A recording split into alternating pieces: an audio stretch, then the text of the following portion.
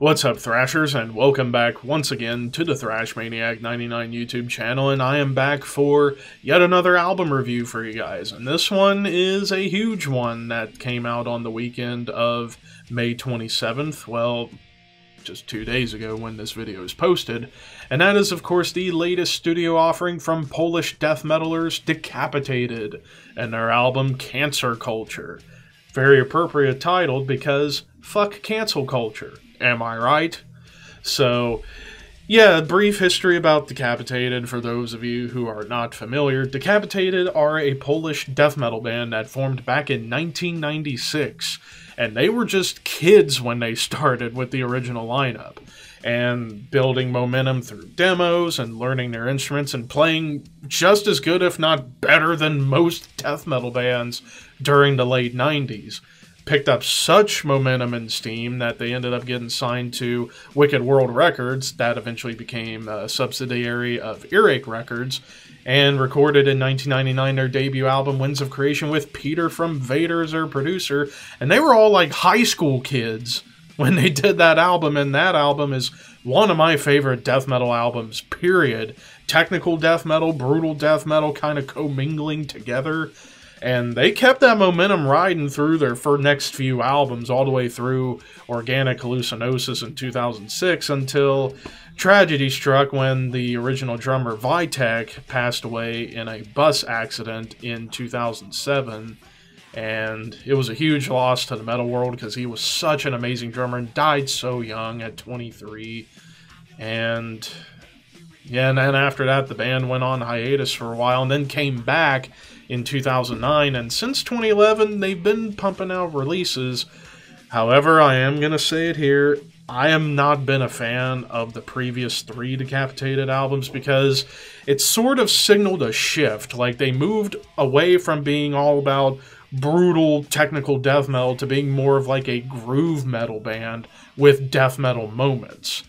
And for me, I just didn't like how derivative some of the stuff was of Pantera and some of the other big groove metal bands. It just, like, I tried to give the last album, Anti-Cult, a shot, and I just could not get into it. The last few Decapitated albums I've just not been a fan of and just didn't grab me. So when I heard a new album was coming out, it's like I was hesitant to check it out considering how their last 3 albums have been since their return.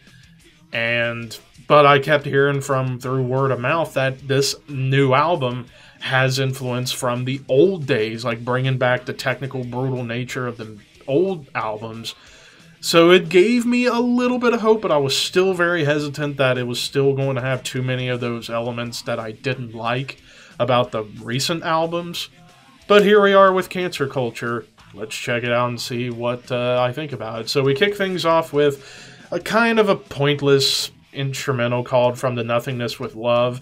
It adds some cool, like, marching snares and guitars, but then it goes right into the title track, and I was shocked. Like, I was legit shocked right out of the gate. Huge blast beat and technical riff to get us started, and it felt like old Decapitated again. I was like, finally, we get some old school Decapitated on here. The verses do bring in that groove, but I think, and I'll talk about it more when I get to the end for my overall thoughts, but the verses bring in some vicious groove that definitely does feel like something of their own and not sounding like other bands. The choruses get really brutal as we go back to the blast and the technicality in the first half of the chorus before that groove returns in the second half of the chorus. The bridge brings in some thrash beats and some atmospheric guitars at first, before a vicious riff with some atonal play in the background comes in. Afterwards, a sweet melodic solo with some shred and feel to it. And while in the beginning, in that solo, you hear some atmospheric, evil atmospheric guitars that feel very Behemoth inspired. Then we get into track number 3, Just a Cigarette, and I thought to myself, oh god, this is probably going to be one of them dumb songs. But no, it's actually more of a metaphor, which I think was kind of clever when reading the lyrics. And then musically, Again, starts off with a big blast, fast tremolo riffs, followed by some evil, dark atmosphere, keeping that behemoth feel alive. The verses get really fast with the bleats.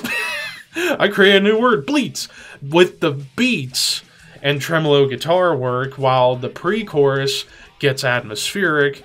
The choruses kind of go back and forth between groove and technical guitar work. Following the first chorus, some melodic tremolo riffs come in, kind of, again, similar to Behemoth. And the lead section we get here definitely pays more attention to feeling and atmosphere than anything else. Then we get to No Cure.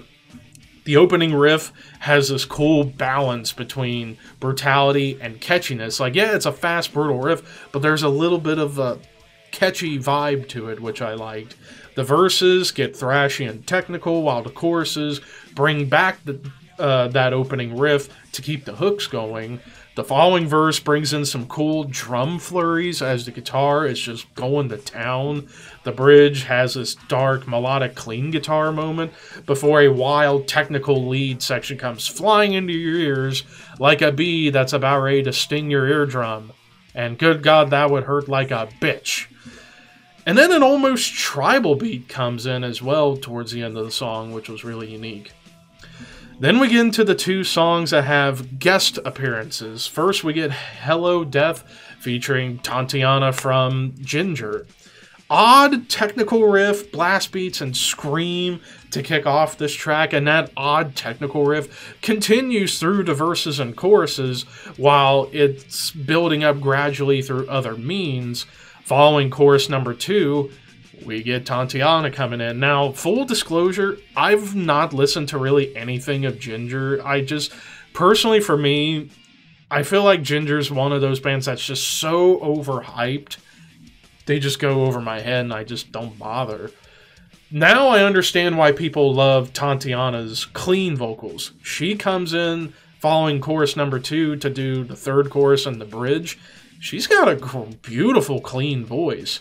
And the guitars are staying technical, but you get some cool accents on the cymbals that were really, really tasty. Then the lead section we get here definitely brings back more melody and atmosphere before the vocalist Rasta and Tatiana are going back and forth at the end, quoting Joseph Conrad's Heart of Darkness, which was a really nice touch. And now we get to the song on the album that I was going into thinking, oh god, because of one particular guest star. We get Iconoclast, which features Rob Flynn from Machine Head. Now, a lot of you who have been longtime viewers of this channel know my opinion about Rob Flynn, and especially in recent years. I've just I'm not a Rob Flynn guy. I don't like him. I don't absolutely hate the guy. I just cannot stand his attitude a lot of times. Pisses me off, just to put it lightly. But anyways, I'm putting that aside, putting my biased dislike of Rob Flynn aside for this track, because you never know what will happen. But with Iconoclast, odd time kick and hi-hat play while the guitar is building towards a big thrash riff and beats coming in through the cut of the mix. And that energy continues into the verses. The choruses bring in some cool melodic phrasing on the guitar to spice things up. Then we get Rob Flynn on the bridge and does the clean vocals, and he does a good job. Despite how I feel about him, he did a solid job on the bridge. And then after chorus number 2, double bass fury going on with thick and fast riffs galore before things slow down a bit and atmosphere is brought forth upon our ears. Suicide Space Program starts off with this almost doomy black metal beginning with the guitars and the drum build. Then suddenly the mood shifts to just that technical brutality with hints of melody. The verses and choruses get very fast and thrashy, but keeps the technical edge to it. The lead section we get here is very chaotic, but has some weird phrasing. Kind of like a mix of Kerry King and Dimebag Darrell. Like Kerry King in terms of the crazy chaos squealy dive bombs, but Dimebag in the way the wah's going on like that, like Dimebag used to do on certain leads back in the day with Pantera. Odd time signatures on the drums and the riff that comes before a second lead comes in that has more to offer in terms of melody and execution. Locked, which was like a minute and 17-second fast track that has this like wacky atonal riff in the beginning before it gets ridiculous with the riffs in the first half, and then we get in the second half a D beat and some atmospheric guitars with spoken word. Granted, this was maybe the dumbest song on the album because of the lyrics. It was just like, give me more imagination in the lyrics, that's all I ask. But that's not a big deal. Then we get to Ours is Battlegrounds, fast double bass, but with cool drum work in terms of building up towards something, but with a dark, melodic, clean guitar to start the track off, before a big, dark riff comes in that feels kind of Immolation inspired.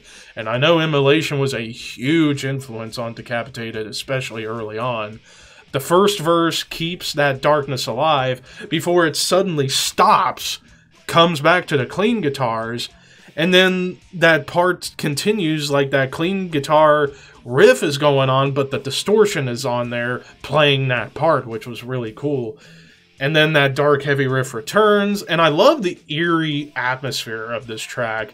The lead we get here definitely does a solid job at balancing the workload of technical execution and feel.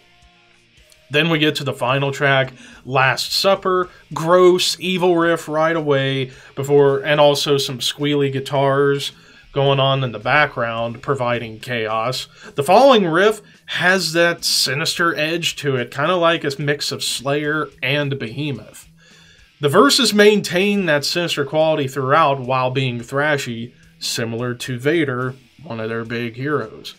The choruses kind of balances the thrash attack with the sinister tremolos from earlier quite well. Then we get two different lead sections. The first one starts off more atmospheric before we get some cool melodic flourishes flying through. Things then keep building through the atmosphere with the guitars and like military snares. Then we get a second lead that's more darker and more melancholic, which was really cool, before we end things on a more evil, brutal note. So overall, Cancer Culture by Decapitated, like, I like the different influences that were coming in here. Like, there was a lot of Behemoth moments on here, especially in like the dark melodic aspects. Definitely keeping their Vader influence alive with that thrashy energy going on. Bringing back the technical edge of the early days was a much welcomed moment on this album because, like I said with the last few, where they just focused more on groove rather than technicality, it was missing a lot for me. The fact they brought that back more in full force on this album was like huge high marks for me. Really the only, and then also the production, I really thought the production was well done here. Everything's clear, you can hear everything, you can hear the guitars, the bass, the drums, and the vocals. Really the only complaints I could really have about this album is maybe the vocals at times felt a little inconsistent, like they would go from like traditional death metal tropes to being a little more like a metalcore, hardcore kind of scream, which I thought was kind of odd given the songwriting chops of this album. But overall, I can't complain too much about that. And then maybe another complaint, some of the lyrics were a little dumb, but it is what it is. That's a very minor complaint, at least, because I'm just glad musically we got some old school Decapitated back. And overall, I was shocked. Like, I am pleasantly surprised as to how much I actually liked a good chunk of this album. And the groove metal influence on here, I felt was more well done and done more effectively rather than feeling derivative of the past. They do the grooves, but in their own unique way, as opposed to like feeling like, oh, we're just doing Pantera and Exhorder and those kind of bands instead of doing something of our own. they actually decided, you know what? Let's actually get back to what we did before with solid grooves that we were able to create, mix in technicality from the old days, and let's just come back and let's bring in more sinister, evil atmosphere on top. So, to put it in its simplest, this is like a hybrid of old school Decapitated, Behemoth, and Vader, with a little hint of that groove of the recent albums, but not annoying, more actually like, well done. I can't believe I'm actually going to say this, but I am giving this album a 9 out of 10. It's not a perfect album. It's not like this grand masterpiece that I've seen a lot of people make it out to be. It is a great album. I'm actually thinking of picking this one up because I was pleasantly surprised as to how much I liked a lot of this. I think a 9 out of 10 score is well warranted. Welcome back, Decapitated. Oh, welcome back. Granted, still for me, I don't think they're going to be able to write anything that's better than the first 4 albums. But this one comes pretty damn close to an album like the Negation, at least.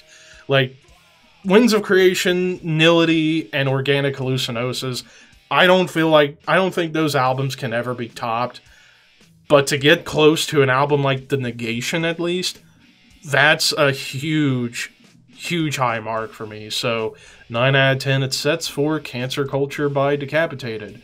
What did you guys think of this album of Decapitated? Let me know in the comments section below your thoughts. And until next time, horns high. See you guys soon.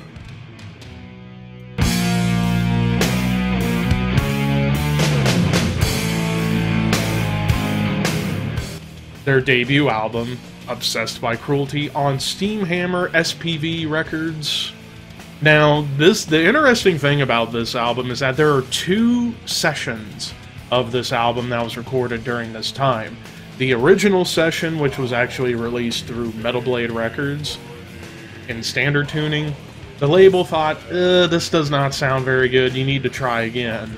And so they switched studios and producers and did a re-recording of the album and added an additional song, After the Deluge, featuring Uwe Christophers, who was known by the name of ADATA, and yeah, 2 versions, one in standard tuning and one in D